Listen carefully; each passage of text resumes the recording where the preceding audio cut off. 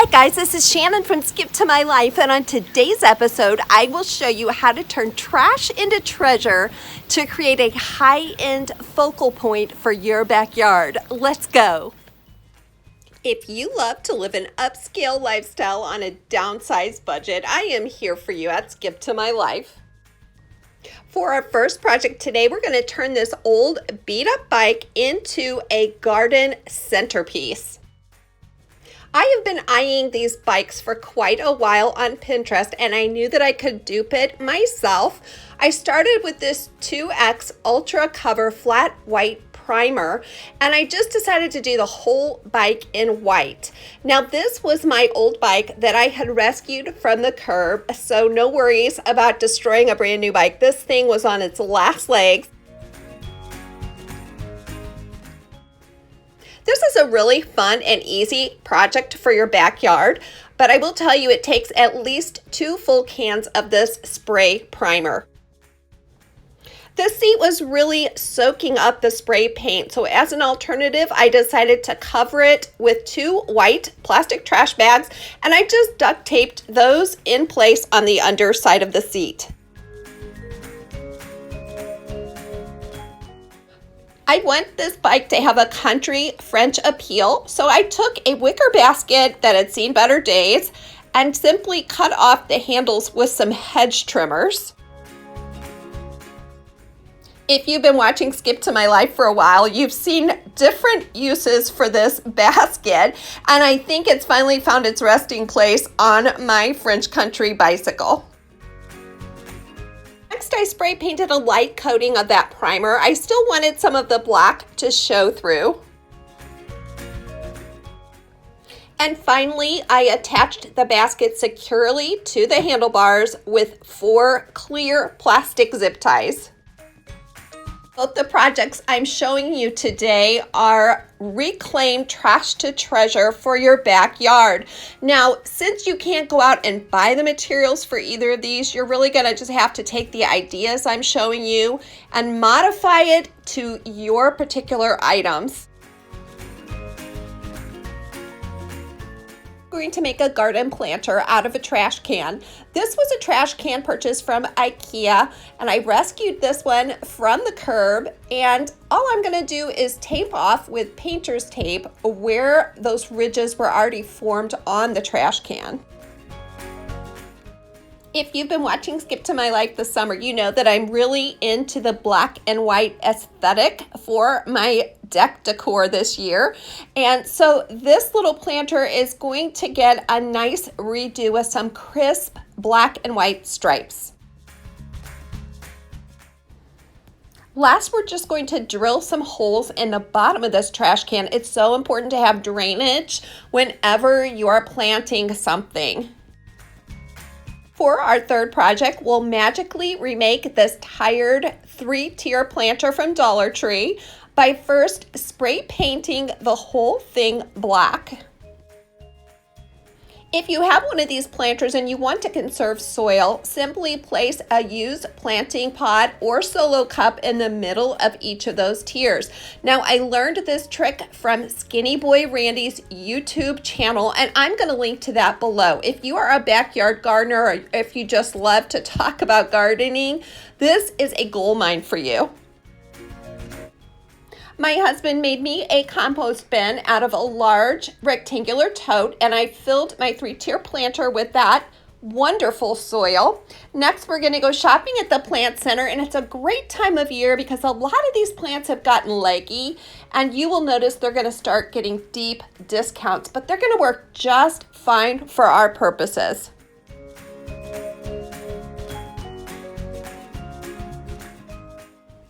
This floral centerpiece is the first thing that I see when I look out my kitchen window, and that was my goal in creating this 3-piece arrangement.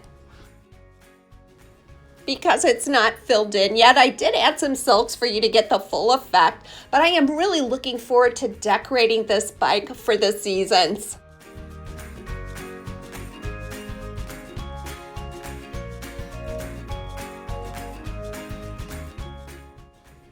I used to just look out at this gray fence, but now I have this beautiful view.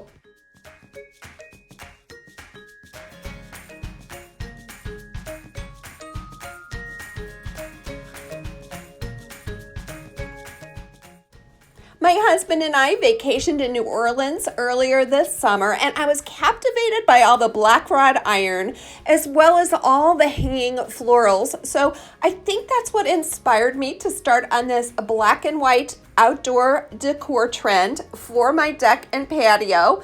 And if you're interested in seeing more of that, go ahead and watch my playlist. While we were on a walk in our neighborhood, I spied this metal chandelier that had seen better days and knew I could transform it into a black wrought iron looking chandelier for my backyard decor. First, I cut off all the electrical parts and pieces of the chandelier, and that included the faux candlesticks at the bottom. I need to say thank you to my husband for carrying this giant thing back home from our walk. He is used to it by now, but he jokes that the neighbors must think we're nuts.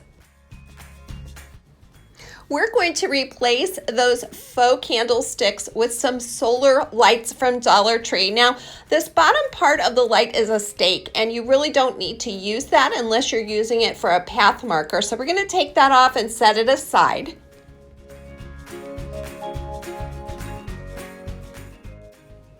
My husband and I recently downsized from a 6-bedroom McMansion to a tiny 3-bedroom love cottage once our kids were grown and flown.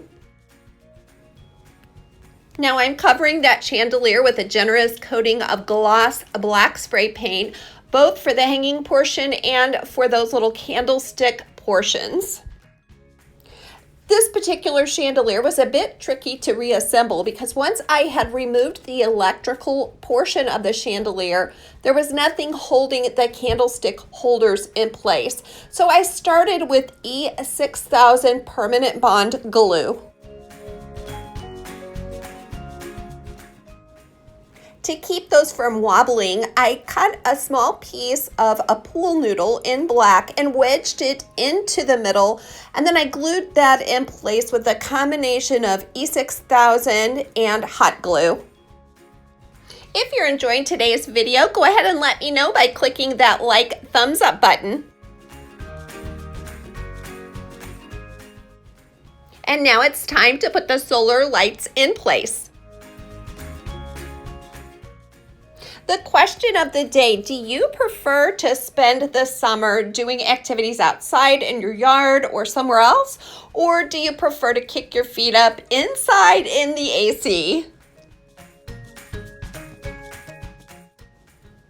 If you're new to Skip to My Life, welcome. And if you're a current subscriber, welcome back.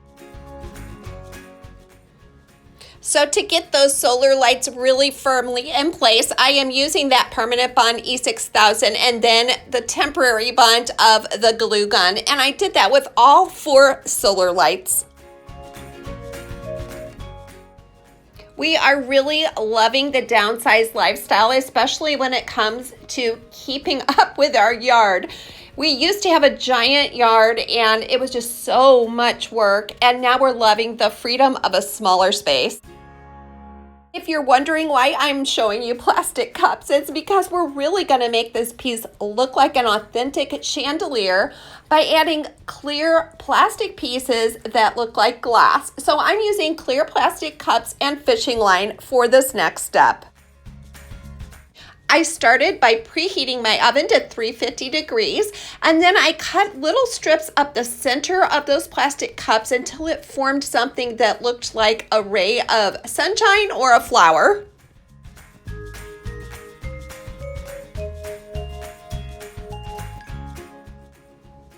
Make sure you watch all the way to the end of this video so you can see exactly how this piece came together.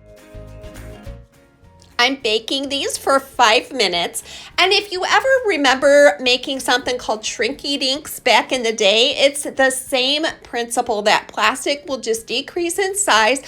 When you pull it out, it really does look like glass, and as it cools, it's going to become more of an opaque white.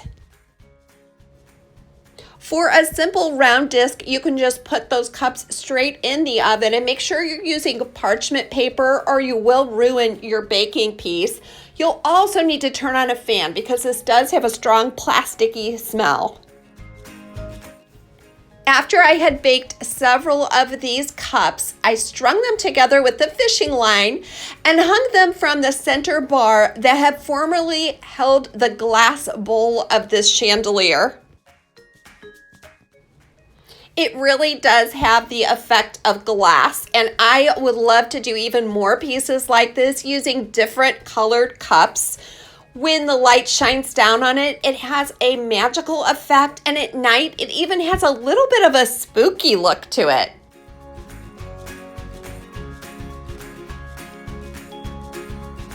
Thanks so much for coming along on today's journey. Don't forget, comment below and let me know your favorite idea from today's episode. And until next time, make it a great day.